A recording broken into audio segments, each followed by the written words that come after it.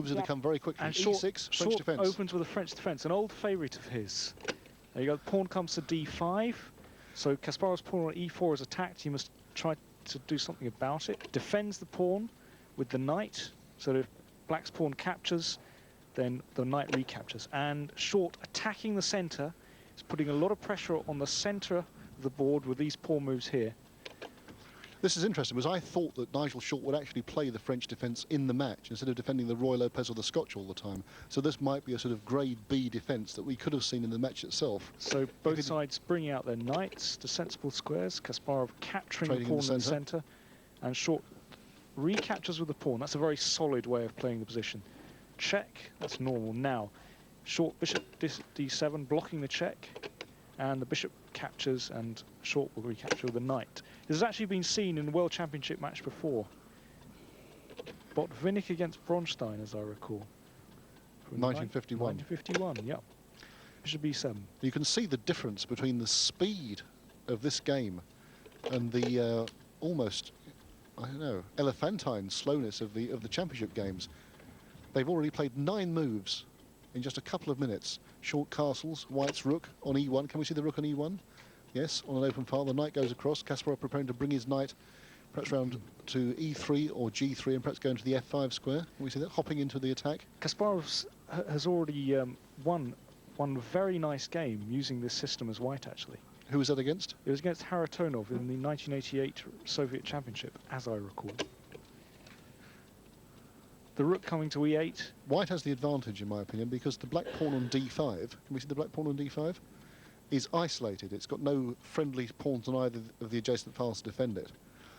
And that's really the key to the position. The square on d4, White can occupy that with a piece, probably a knight.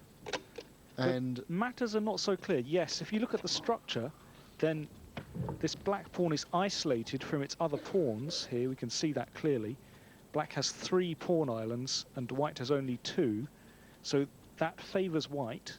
But this pawn gives black some space in the centre of the board, and black's pieces are very active. For instance, Short can plonk his knight on this beautiful square on e4.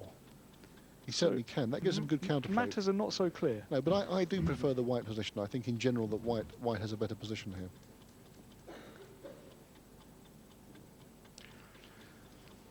So Short, again, he's damaged his pawn structure in return for active piece play, as is his want. It's not as bad as usual, Daniel. I mean, this is not double isolated pawns all over the... This position isn't like, you know, a hurricane has hit Nigel's pawns and scattered them to the winds. But a slight weakness. Yes, it's just a slight weakness. This pawn on d5. But this pawn can also be a strength.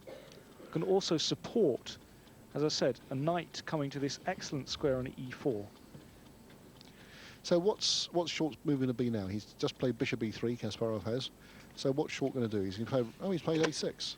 Right. I think that's because he wants to move his rook, perhaps to the open c file, and then move his knight. And that just... the pawn will be... could be taken on Kasparov's replied with pawn to c3. Can we see that? Pawn to c3. Bashing out the moves very quickly. That just... reinforces the d4 square. That's right. Lends support here. And rook to c8 rook by Short. c8 coming to this open c file. Notice that the last move played always flashes. Now you can see the black rook on c8 flashing, indicating that that's the most recent move played. These moves really coming very quickly. Queen to c2. Queen to c2. That's slightly strange. Putting the queen on the same file as the black rook seems to me to be inviting future complications. But I think what Kasparov is trying to do is bring his rook to d1 to put pressure on this isolated pawn on d5. I'm sure you're right. And also the queen itself might go perhaps to f5 one day. Not immediately because it's exposed, but that f5 square I think could be ripe for occupation by either a white knight or the white queen later in the game. Now what will Nigel do? Well, I'd like to see him occupy this e4 square with a knight. Also maybe, what about playing the knight onto...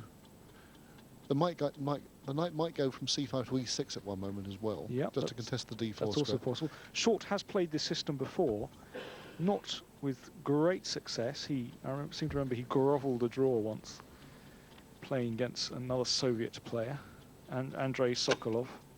Queen coming to c7. So if the rook does come to the d file, then the queen is out of the line of the rook. So their record in speed chess so far, they played a speed chess match once before in 1987 in London. 6 games, Kasparov won 4, Short won 2. So he's got quite a good record against Kasparov in speed chess. The rook's going to the centre. We can see the clock there. Short has about 16 minutes left, and Kasparov has used less time. Kasparov moves almost instantaneously, actually. Yeah. And pawn to b5, starting a counter-attack on the queen's flank. Right, so what Short would like to do is perhaps advance this pawn later on down the board to try and weaken Kasparov's pawn structure on the queen side. We've seen this theme actually in one of the championship games, game 15, which Kasparov won. With colours reversed. With colours reversed in a different opening, but the idea of the theme is the advance on the queen side of a queen side pawn minority against the white majority of pawns on c3, b2 and a2. It's all about trying to break up the structure of white's pawns here. And it's called a minority attack. Yeah, because there are just 2 black pawns attacking 3 white pawns. And the idea is that you pair them down so that white is left with 1 weak pawn. Bishop coming to d4. Yes. Now that's a very good square indeed for the bishop, where it's flying down towards Short's king. There's actually an immediate threat. The threat is just bishop takes f6, isn't it? Bishop takes knight, and then rook takes pawn. So yes. There's a threat in the position. So Short must defend his pawn on d5 in some way. And there are many ways to do it. One way would be to play the knight from c5 to e6. We see that, knight c5 to e6. Hit the bishop, invite bishop takes f6. White could play bishop. You take back with the bishop. And then if white plays rook takes pawn on d5, you could eventually play for b4 to get a counter-attack against c3. It looks very risky, though. That's possible. It's risky, and giving up a pawn. I must admit, I'm beginning to prefer Kasparov's position, because he has the immediate threat of bishop takes knight, and then rook takes the pawn.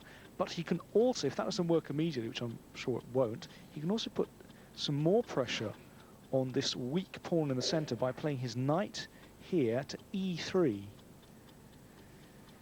So I think perhaps knight e6 is worth considering as pawn sacrifice. Can we look at it again? Knight e6. Knight e6. That's possible. Bishop takes knight. Bishop takes bishop. Rook takes pawn. Rook takes pawn, and then b4. Just putting some pressure on this pawn.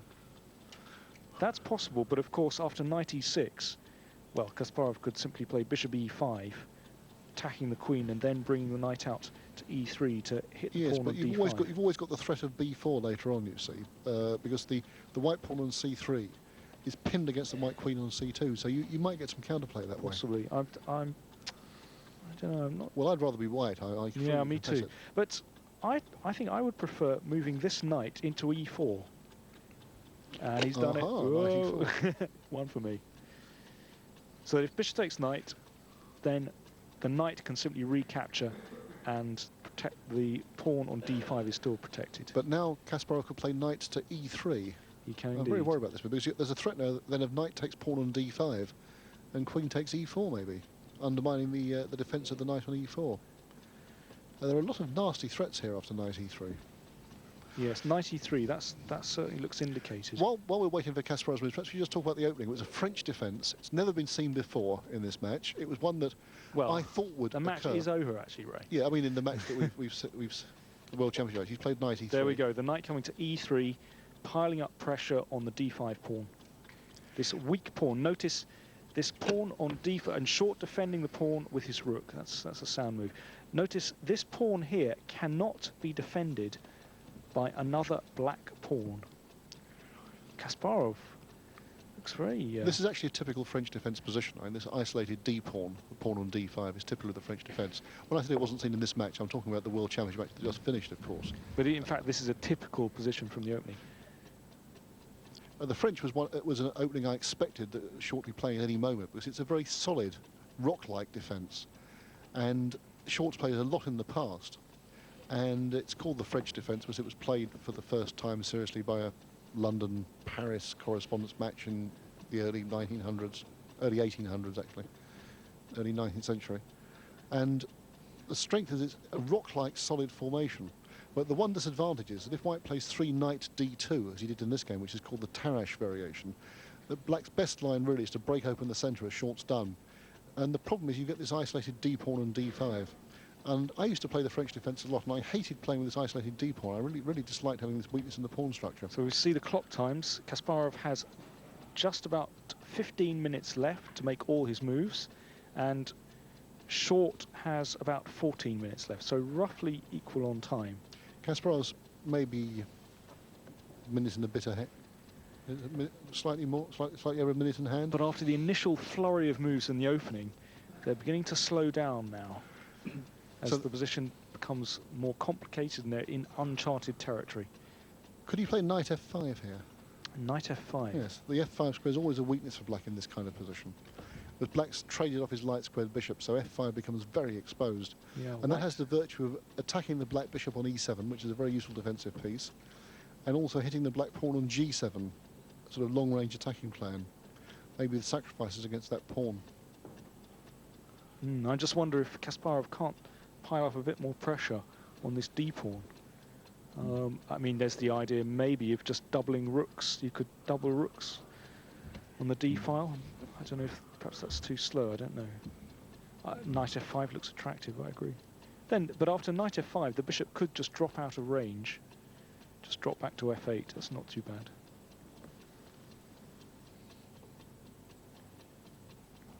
So what alternatives has he got? How about a move like queen b3, putting extra pressure on the d5 pawn? Is that possible?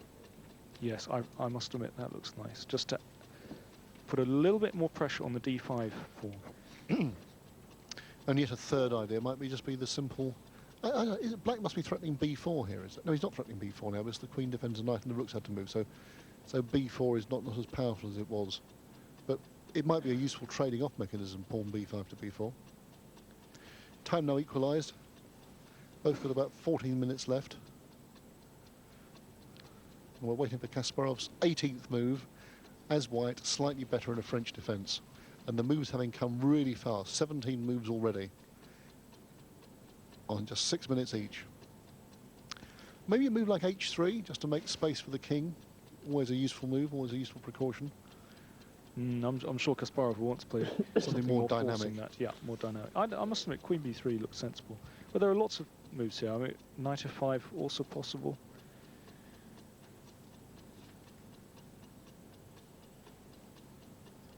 I always wonder whether there are crazy tactics in positions like this as well, when you've got the knight on e4 sort of almost hanging in the air.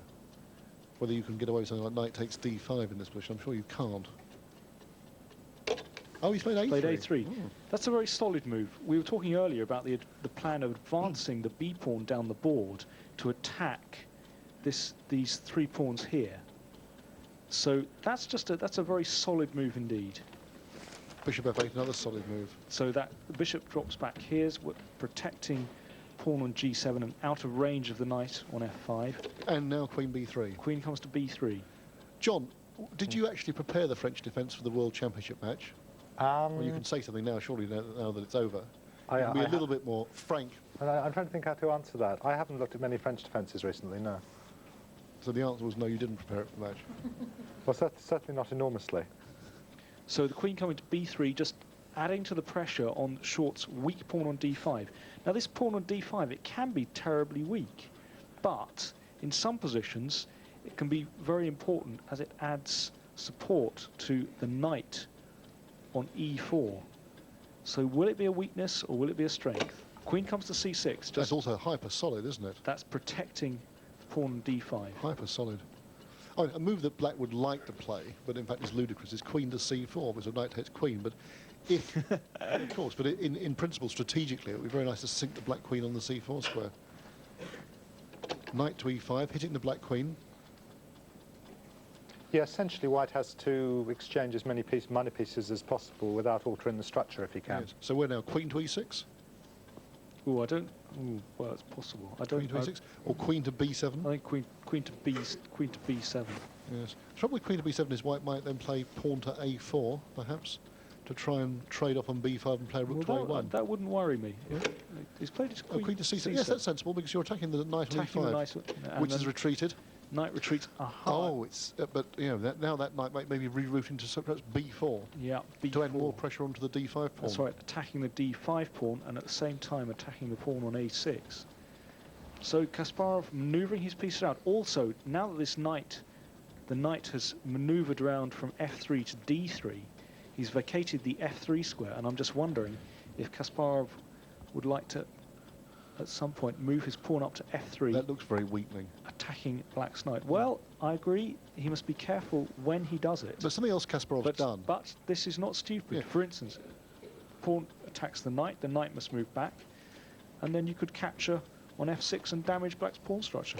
Bishop d6. You see, what Kasparov's done is he's Attacking the pawn on h2. he's vacated his king's flank. He's moving all his pieces into the centre and the queen side, and he may be taking too many risks. You know, Short's got a pretty big counterattack against White's kingside pawns. So the bishop has come out, supported by the queen, and they're directed on a line towards the pawn on h2. So bishop takes h2 check is a threat. I was actually going to say, when you were suggesting this previous move f3 at some point, that in fact after the move f3, I mean, it won't play it now, of course, because the pawn on h2 is attacked, that Black might even just ignore that attack and play bishop d6, sacrificing the knight.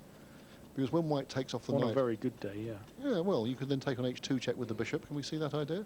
Well, obviously here, Yeah. White can't play Yeah. it because there's a But bishop in the takes previous h2 position, I thought it might even be playable as a sacrifice. Maybe. I think f3 is very dangerous. So Kasparov must either move the pawn or maybe block the path or with the bishop or defend it. Now, If he blocks the path with g3, can Short sacrifice heavily on the g3 square yes, with his knight? I'm not sure about g3, but Kasparov, if he wants to play very safe, he could just drop the knight back to f1 again. I'm beginning to Just think that protecting Kasparov's h2. knight manoeuvre has taken a knight away from a critical... I'm not sure it's such a good piece on d3. It's also worth pointing out here that White can't play knight takes pawn on d5. This would be suicidal. It would lose a piece. Because of knight takes knight, queen takes knight, then bishop takes h2 check, uncovering the line of the rook towards the queen. I hope that's clear. Right, let's have a look at that. Knight takes pawn. A very bad move, by the way, of course. Extremely bad move. Then Short could play knight takes knight. The queen recaptures, queen takes knight, so the queen is now on this square. And then bishop takes the pawn check. So the king must move. And the line of the rook is uncovered to the queen, and then you play rook takes queen. We call that a discovered attack. The bishop discovers an attack from the rook against the queen. But Kasparov's queen, which earlier looked very good on b3, attacking the pawn on d5, now looks to me as if it's out of play. I think the main action is to be on the king side. I think Short's going to hit him on the king side very Well, I hard agree. indeed. If Short can drum up some play on the king side, on this side of the board, well, that's got to be his plan, because Kasparov has moved his queen miles away from the king side. Kasparov's had a long thing here. He's Short hesitated for a long time. must try and get an attack going. He's down to 10 minutes. 9:58 left, 9:57. Time ticking away. He doesn't look happy, and he suddenly realised that his knight should have been left on f3. Play the pawn to g3. Nah. Oh, a sacrifice. Let's sacrifice something. Knight takes So g3. knight takes pawn. Yes. Pawn takes. Oh. Ah, that's Probably even I like stronger, that actually. idea. Yes, No, he's I don't think the sacrifice worked, but He's going to h3 with the queen. he's Oh, planning to move the queen down to h3. very good position for Nigel now, I think. Trading pieces quickly, trying to get out of it. I It's a think that's- time-honoured solution when you're being under attack. Trade pieces really fast. I think that's a sound decision from Kasparov. And he still can't play knight takes d5. Under pressure, he's just exchanging off pieces. But there's a big threat. The threat is queen h3. Let's see that, queen h3. Maybe then rook takes e3, sacrificing. And then perhaps knight g4. Yep. Knight b4, hitting the pawn on d5 again. Kasparov is hoping he's got enough time to build up pressure on the d5 pawn. So what will Nigel do? Will he play queen h3 or take the knight on b4 and play queen h3? Or take the knight on b4 with his bishop and then perhaps just defend his pawn on d5? A critical moment. So A crisis in the game. the problem for Short is that this weak pawn is now attacked by a knight, this knight here, the queen and the rook. He's taken the knight, He's exchanged off the knight. and Kasparov will probably take over the a pawn, yeah? So Kasparov has just under 10 minutes left, 9 minutes left. Short has 11 minutes left. He must take with the a pawn, surely, to keep the attack up on the d5 pawn. What do you think? Yes, I mean, I would favour taking A3 takes with the a b4. pawn. Yep, he's done it. Because that also, taking with the a pawn, opens up this line, and possibly you could attack with a rook down this a file towards the a6 pawn. Now, can Short play queen h3? Queen h3 is a move we all love to play. Queen H3. I think he can, because after knight takes d5, you can Knight play takes d5, knight g4. Oh, And he'll then play there's a queen c2 after queen h3, won't he?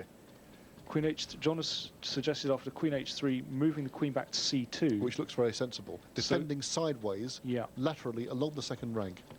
It also stops rook takes knight, more or less. And also there might be the idea of playing the queen Queen to to F5. c5.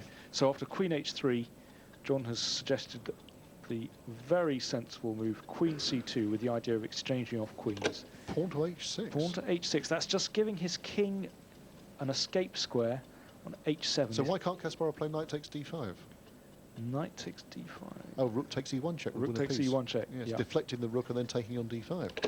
Ah, now he's piling up. He's using the d4 square we mentioned earlier, this sort of springboard square, to pile up against the pawn on d5. He's This also could be very preparing to bring dangerous. his queen to d1, I think. Yes. Now, something else that we should notice is that after this bishop takes b4 trade by short, the a file's been opened. Can we see the a file? And on the a file is black's pawn on a6. And in an endgame, if a white rook sailed over to the a1 square, that pawn on a6 will become very weak. Yeah, but first things first, Kasparov is going to pile up more pressure on the d5 pawn. He's exchanged off some pieces, and with every exchange, Short's attack against Kasparov's king is lessened, and the weakness of the pawn on d5 Grows. becomes more pronounced. Yes. So what Kasparov is doing, if you notice, his queen is attacking the pawn, his rook and his knight, and he's going to try and maybe just double the rooks on the d pawn, Well, piling up on the d Nigel pawn. responds very aggressively. He's defending the pawn on d5 with the rook, and he's also preparing queen h3, our old friend queen h3. Can we see it? Queen h3. And rook on e5 to h5 with a mighty attack against white's king on g1. So that's defence and aggression combined with one move. It's very interesting how they're both combining defence and aggression. Kasparov's move rook d4, trying to pile up on the d5 pawn, but also defending sideways. And Short's move rook e5, defending the d5 pawn, and also preparing to switch the rook sideways to h5 to bring into the attack. Rook d1.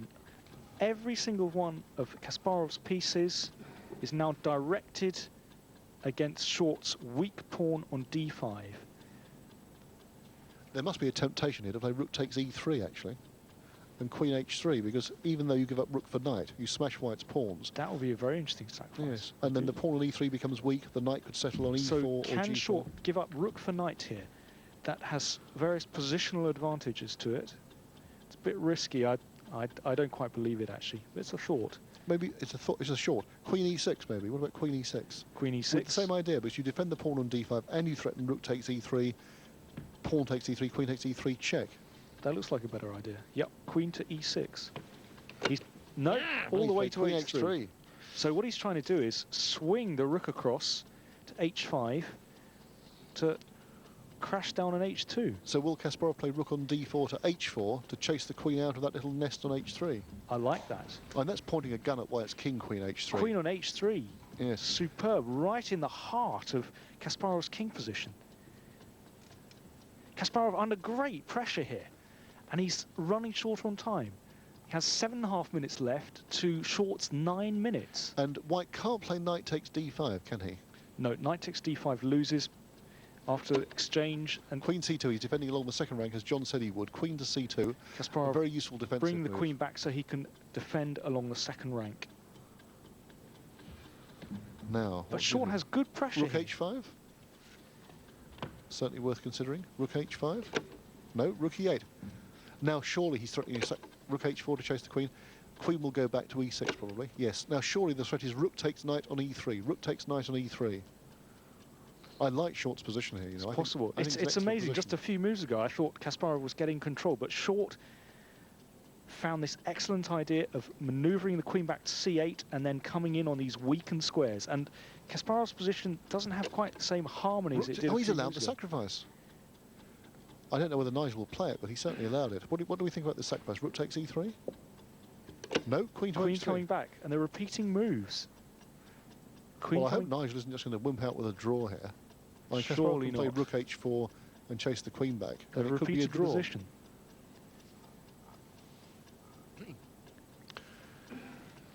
But Kasparov's bad on time. You know, he's got less than 7 minutes. 6:48 to 8:28. He's 2 minutes down on the clock. So I thought a draw would suit him, but I don't think They now play 13. I don't think Nigel should take a draw. His pieces are very aggressive. Yeah, I like Short's doubled rooks. Oh, Kasparov repeating the position. Now where's Short going with his queen? And Short Queen going back D6. with his queen. They're repeating the position. But Kasparov's playing for a win. Good. Queen to D3. So we're going to get a game.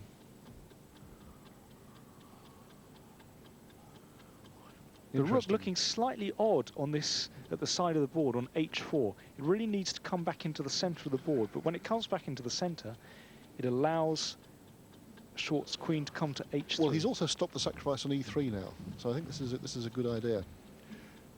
But it's also interesting how many more risks Kasparov is prepared to take in this kind of chess than in the World Championship at the end of the match. He was, I think, in a position like this in the Championship, he would have been content with the draw. But here, he's, with this very fast time limit where mistakes are more possible, he's avoided the draw and going for the win. Now, if pawn to D4 by black, I think white could just play rook takes D4, don't you, Daniel? Yeah. No, black must keep pawn. The pawn is stuck on D5. That's the feature of the position, that this pawn is under attack, under heavy surveillance by all white's pieces, and it's got to sit there as a weakness, and it can't move forwards. Yeah, but this is the central question of the whole opening, the whole game. Is this pawn a strength or a weakness? This pawn can support a black attack because it gives black slightly more space. It marks out space in the centre of black. Time almost equalised, just half a minute in it. Both of them down to just over 6 minutes left. Just over 6 minutes, yeah. Short having a long think. I don't think Nigel would have drawn though either. I think if Kasparov had repeated, Nigel would have varied. But this is a position where both players might think they stand better. Nigel's got this massive concentration of force, the giant column of major pieces, queen and rooks on the E-file, and the pawn on D5 relatively well protected. But Kasparov will ultimately think that his pawn structure is better than Nigel Short's. And that's nothing new. We all know that Nigel's disregard for pawn structures is cavalier, to put it mildly. No, but here Short does not have a particularly weak pawn structure. There's only one weak pawn on D5. What about the one on A6? Well, okay, the one on A6, it's nothing. That's a really weak pawn. It's not That's really, even weaker than the yeah, one but on it's D5. not relevant at the moment, this pawn on A6. That's like saying you have to pay that bill till next month. What's he done? King F8? No, I don't like that. That's a very strange move. That's a I don't know what to do move. And rook D4, very thematic, piling up pieces in the D file against the pawn on D5. So once again, notice every single one of Kasparov's pieces directed against Queen D5. back to H3, Short's insisting on this. And queen to F1, offering the trade of queens. If he goes into an endgame, Short is going to be in deep, deep trouble. He must avoid the trade of queens. Don't take the queen, Nigel. The problem is that if Short exchanges queens, he will not have those attacking chances, and the pawn here will be Queen weaker. to E6. Now, once again, he must be threatening to play rook takes E3. This is such a good sacrifice, this rook takes I wonder E3. if Kasparov will play his queen to G2. So that's safeguarding his king, and at the same time attacking the pawn on D5. I don't think he can. No, rook to D3. He had to stop that sacrifice. That sacrifice was getting really dangerous. It was really getting big. I know that a rook is worth more than a knight, but in this sort of situation, that kind of sacrifice is really worthwhile making. And how can Short increase the pressure? Short now has less. I think he should put his king back on G8, actually. I think putting the king on F8 is very strange. King isn't too bad on F8, but I agree, it's slightly strange. What's the point of it? Is he trying to run his king across to defend the A6 pawn that isn't weak? But Short now, down to his last 5 minutes, Kasparov has about 6 minutes left. He's a whole minute more, actually, Kasparov. A whole minute more. Short needs to find a way to increase his attacking chances. What? I think what Short should do is put his king back on G8. I think it's ridiculous on F8. It just looks exposed on F8. Rook E4. Rook coming to E4. That's sensible. Queen to D1 piling up on the D5 pawn again. But there's no threat of knight takes D5. If it were White's move and he played knight takes D5. We can see the clocks there. Short has about 4 minutes left. That's right. Kasparov 6 minutes. Time running out. Most exciting part of the game coming up. This is going to be breakneck stuff. If knight takes D5, rook E1 check wins. He's taken the rook. He'll take up with the rook. That's right. Rook to D8 defending the pawn. I'm surprised Short has done that. He's gone onto the defensive. He's exchanged pieces. It can't be right. Yes, he should have left the rook on E4 probably. King to G2, very useful move. Rook to D7. The rook's now defended very securely. But Short's now on the defensive. Absolutely. It's a passive position. Queen to D3. Again, the F5 square is looming. Yes, g6 defending the f5 square. Now white could eradicate the weakness in his position on e4 by playing f3 now if he wanted to. Earlier on with all the pieces on the board, f3 was weakening, but now I think it actually is a useful move to control the outpost square. I disagree. I don't think white should play the pawn to f3. This weakens his king position. He's played h3. Pawn to h3, much stronger move. King to g7. That's good. So Short's king is well protected. Now how does Kasparov make progress here? Difficult to make progress. Very difficult indeed. I don't quite see how he does it. Short is trying to draw this game. It's clear that Kasparov is the one trying to win. Can Kasparov play? He's played queen to d1. Can Kasparov play the plan of? I was thinking of playing b3 and c4, but no, that's ridiculous. It doesn't work. Pawn coming to h4. I think Short's position is solid enough. It's going to be very difficult to break down for Kasparov to break through this position. Queen to f3 here. Queen to f3, that's possible, but maybe, then again, what does it threaten? Well, maybe the plan is to creep forwards and play. I remember after one of the championship games, Kasparov said to me that one position was one where the player had to go for a crawling advantage, and perhaps he can crawl forwards here and play queen f3 and queen f4 and try and crawl into the b8 square with his queen. Problem is that if Kasparov goes too far, then his king could still be exposed, vulnerable. Yeah. Yes, queen coming to f3. Knight e4, still making use of the outpost square e4. And there's a threat here of knight g5 winning, isn't there? Is knight g5 a winning threat? Knight g5, yes. Attacking the queen and the pawn on h3. So Kasparov has to be careful here. There is actually a major threat in the position. Knight g5. What? Kasparov's taking the pawn, so that if rook takes knight, then he can take the knight. But has he... What about knight g5? Knight g5. What happens on knight g5? Is that possible? Knight g5 must be worth consideration. Can he play it? Knight g5. It doesn't. It attacks the queen on f3 and the pawn on h3 with queen and knight, but it doesn't actually win outright, because even after knight g5, you can play the queen across to say d3, and after queen has h3 check, you play king g1. He played knight g5. Kasparov's immediately. Oh, knight f4. Knight f4. Oh, look at that. So if knight takes queen on f3, knight takes e6 check. Queen goes to b6. So Kasparov's a pawn ahead, but his queen is still attacked by the black knight. How will he deal with this? Well, he can play his queen to... He can play knight takes h5 check, actually. Knight takes h5 check is very interesting. How does black answer knight takes h5 check? Pawn takes knight, queen takes h5. Oh, now he's got queen c6 check. Very important, defending the rook. Now so Kasparov cannot play rook takes rook because of knight takes queen. But so Kasparov must move his queen. It's attacked by the knight. But if the queen moves, for instance, let's say to e3, now there's rather a nasty check on c6. Maybe that will have some effect. Well, he's played queen d3. Now, how is queen c6 check? He's played it. Short's played it. Times, Short is down to 3 minutes. Both about 3 minutes. Kasparov just over 3 minutes. Pawn to f3. Pawn to f3, but that exposes Kasparov's king. But Kasparov is a pawn up now, but his king is slightly exposed. Must avoid the exchange of rooks, I think, now. He must play something like rook e7. Rook e7, maybe. Yes, but Kasparov's king is weak. How weak is unclear, but it's certainly weak. This has been a very exciting... That knight takes d5 was a wonderful move to play when so short of time. I'm just thinking of that fierce calculating brain of Kasparov. Short glancing at the clock. Look at the clock. The clock flag's rising gradually. Short's now in particular down below 3 minutes. The clock flag is right. When that flag falls, the players, there's no set number of moves to play. They have to play all the moves in those 20 minutes. So when that flag falls, if the game's not over, that player loses on time. The moves will become faster and faster and faster now. Faster and faster and faster. He's taken it. He'll take a check. Check to the black king. King moves. And now there's a threat of queen takes pawn on f3 check, which he must meet. Queen d5. That's a strong move. Kasparov taking control. The queen's beautifully centralised, and Kasparov is a pawn up. So will he play h4 to chase away the aggressive black knight and go for further exchanges? Yes, pawn to h4. Knight must go to e6. Now you can take the knight. Yes, pawn ahead in the queen and pawn endgame. Kasparov must have a way to win this now. Queen check. And Kasparov wins another pawn. He can play queen takes pawn.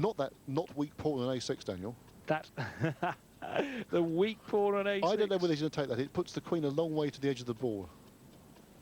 Oh, he's taken done it. So Kasparov 2 pawns It's up. lunchtime. But It's Short lunchtime. has counter-attack. Yes, queen back. So if check, the queen can come back To and F2. defend an F2. That's right.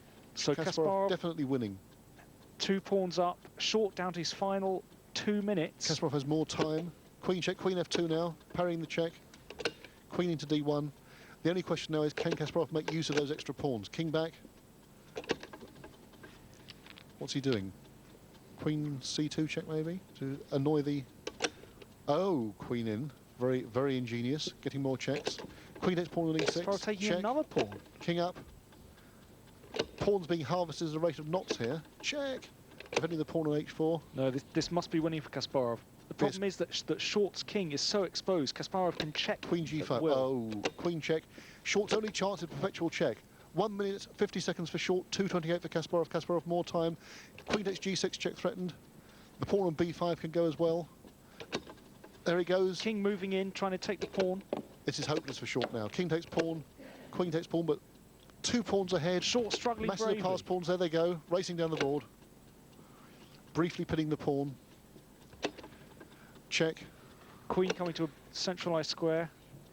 Now Kasparov must try and push his pawns forward to the 8th rank to get another queen. That's his winning method. He's got plenty of time in hand. Kasparov has plenty of time. Parrying a check with the queen, another check. Short's only chance is perpetual check with his queen. Short takes off a pawn. Kasparov pushes. Kasparov pushing his pawns to the 8th rank. There goes another one, pawn on again. Pawn on C4 defended by White's queen. So Short has Queen in. the same material, but this Pawn pawn again. going all the way. Check. King across. Another check. Queen in the way. Another check. Will those checks run out? These Have they run pawns out? creeping down the board to the 8th rank. Once Kasparov gets another queen, that's 74 moves played. 70. Kasparov asking for an extra queen. Calling the arbiter over an extra queen. Blocking the queening square. Queen to E5. Blocking So the queening can square. Short stop? King to A7. Threatening B8 equals queen. Pinning the pawn so it can't go on. Attacking the black queen. Queen moves away. Pawn still pinned. Now the pawn can't go forward because of the King check. on. Oh, this is going to be a nice finish. Check. Queen in the way. Queen in the way. Or will he move the king? Oh, he's hesitated. Oh, little traps here. Aha. Kasparov's found a little problemo. Queen in. Must pin the pawn now, surely. Queen So to Short D5. must move to this square. No, pinning or the D5. pawn. D5. Or D5. D5. Queen to D5. Pinning the pawn so it Pinning still the can't go pawn. on. Come on, Nigel. Queen to D5. Queen heaven's sake. D5. Do it, do it, do it, do it. That's it. Very slow, wasting time. Kasparov's played queen check. Long check, right down the diagonal. Move the king. Queen up. The other pawn's coming on. Threatening pawn at C5 to C6. An avalanche of pawns. He's pushing his own pawn. So Short now can push his pawn down the board. This is like a horse race. There he goes. Race on both sides of the board. Short down to his final few seconds. You've got to make a move. Yep, check. Check. King moves. out. Threatening. And Short has lost on time. Yes. Flag's fallen. Flag has fallen. That's it. Fantastic performance. What an exciting game. That was incredible. Kasparov kept the pressure up and flagged Nigel at the end there.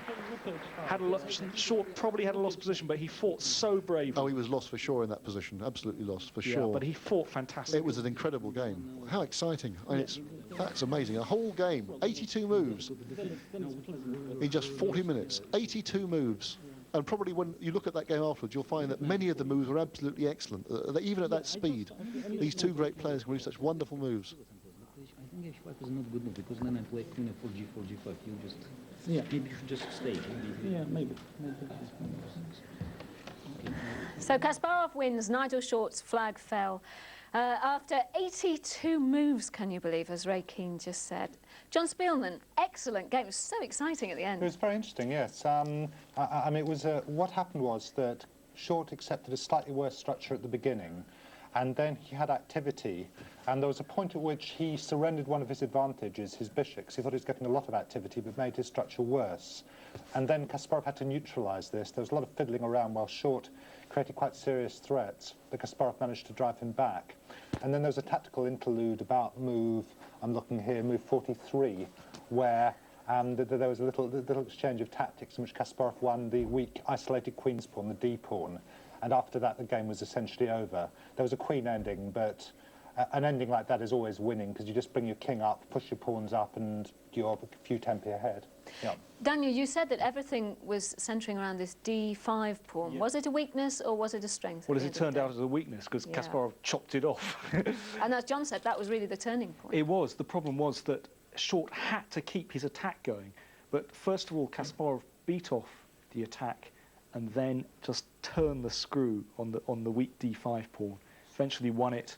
And after that, his technique was very, very good indeed. Ray, were you surprised by Nigel playing the French defence? Because he hasn't played it, as you said. Well, I did predict several times during the match that he would play the French defence with And you were universal wrong. lack of success. So, of course, I was surprised, but I didn't think he was going to play it since he hadn't used it in the match. I was surprised, yes, but it was interesting to see because that was a might have been from the championship.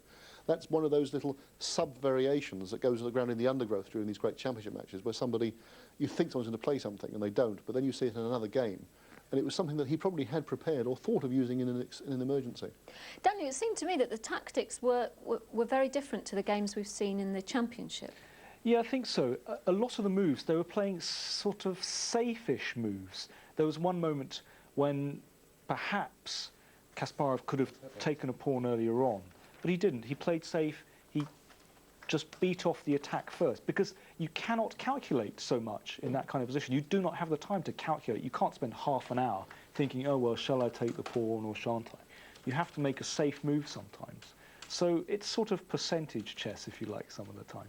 OK. Now, Kasparov spent, Ray, a lot of time after Short's rook on c8 to d8. What do you think he was thinking at that point? Well, I think he was wondering whether he could transfer all his pieces to the attack against the black pawn on d5, or whether he should leave some at home to defend his king side. And I think on the whole he took a very risky decision, which was to go for the attack. And there was a period after that where I thought Nigel had an excellent position. Kasparov's king side was looking particularly naked and exposed.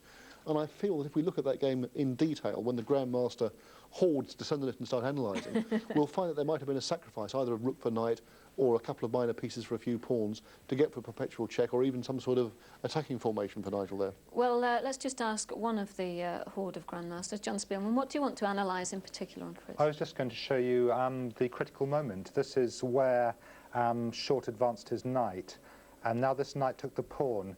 If the rook takes the knight, then the rook will take the other knight, and this will win a whole pawn. And so Short played his reply, which attacks both the queen and this pawn. But Kasparov had seen one move further. He moved his knight here. His queen is attacked by this knight, but now this knight is also attacking the queen. And as a result, Kasparov won a vital pawn. And this is really, I'll show you a couple more moves. The tactics, if one had time, I would have analysed to about here, I suppose. But it's now Kasparov is a whole pawn up with the advantage. This pawn on a6, as Ray said, is indeed weak. And it was really a matter of technique for him to win. OK, well, thank you, all of you. After the break, an interview with Garry Kasparov and Nigel Short. Garry Kasparov winning the first game in the Times Speed Chess Challenge today. Games that we're going to see. Now, Garry, do you think that everything's centred on the d5 pawn? Was it a strength or a weakness for Nigel? Yeah, normally it's a weakness, but Black had a very active control play, and all pieces, just sort of go around this pawn.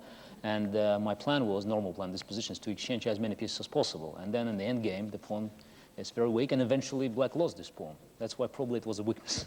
Now, Nigel, it seemed that the game was going first your way, then Gary's. When do you think your attack eventually petered out? Well, I think when I exchanged rooks, that was a clear concession. But actually, I was running short of time, and it's the normal thing to do in a situation when you're running out of time to exchange some pieces. I wanted to keep some activity against the white king, but I couldn't quite manage it, so I didn't obtain enough play. Because quite a few times you were trying to avoid an exchange of queens. Was that obviously for the same reason? It was for the same reason, yes. OK, now you played the French defence today. First time, well, obviously not in the championship, but the first time we've seen it over the last couple of months. Well, yes, I had two recommendations to play this. Stephen Fry recommended that I should try the French defence, and also Victor Korchnoi later chipped in with his. Oh, did he? Oh, I see. I'm sure it was Stephen Fry's comment, though, that made all the difference. Now, Gary, how do you feel about the change in tempo between the championship and then the speed chess? Is it difficult to adjust? It's a little bit difficult because we played 20 serious games and it was different time control and you had a different preparation for the game. Here you couldn't seriously prepare. I mean, what I was trying to reach is just position that I knew a little bit. And in fact, I expected Nigel would play e6 because, obviously in these games you would try to see what your opponent prepared, for the serious match. And I had sharper lines, but what I was again aiming, as I said, is just the position that I could obtain a little advantage, just to press on this pawn. In fact, I played one blitz game in Moscow already in this against Bareev, quite decisive game for me in the blitz tournament, and that's I knew how to place all pieces, and that's why I made first 20 moves, not spending too much time. Now, blitz is where you have 5 minutes each, yes, isn't 5 it? minutes, Just to yes. explain to the TV audience. All right. Now, Gary, you spent a lot of time after Nigel's rook on c8 to d8. What were you thinking about then? I think it's, in speed chess, it's very important to find a critical moment of the game, and then you have to spend some time, because you can't, it's not blitz, it's not 5 minutes, So this was it's a 20 critical minutes. moment. It was a critical moment because I have to find what I'm going to do, just all my pieces are placed well, I couldn't improve them really, and just I made a move a3, queen b3, then I intended just to bring my knight from f3, which is not working, very productively. But I think just that I had to spend some time, just not to make a mistake or something wrongdoing that would lead to immediate draw. Now, Gary, this is obviously still seriously competitive. This is not just the enjoyable bit at the end of the championship. Nigel just reminded me that we played the first series of speed chess games in February '87, and consider it as a continuation of that competition. Do you agree then, Nigel? Still seriously competitive? Well, I mean, we don't just play chess for the kicks, so we play to win. Do you think that speed chess is better for players who rely on their instinct more than on calculation, Nigel? I think you have to get, well, I think 5-minute chess, then you can just be a very, very routine player. But at this speed, then you have some plans coming into it.